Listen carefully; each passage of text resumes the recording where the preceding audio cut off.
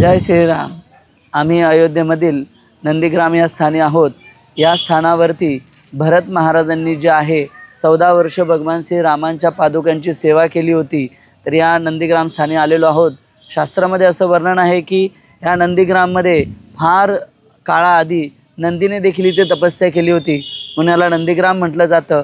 आणि मग कालांतराने 14 वर्ष भगवान श्री रामचंद्र ज्यावेळी वनवासामध्ये गेले त्यावेळी भरत महाराजांनी याच ठिकाणी भगवान श्रीरामांच्या पादुकांची सेवा केली होती, म्हणून याला नंदीग्राम भरत कुंड देखील म्हटलं जातं।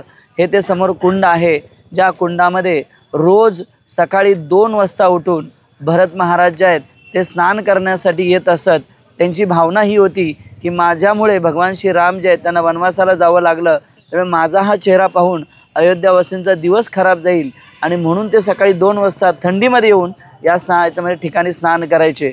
तर यानंतर आपण ज्या ठिकाणी भरत महाराज दास दासानुदास या भावनेमध्ये पादुकांची सेवा करायची ते स्थान देखील आपण बघण्यासाठी जाणार आहोत।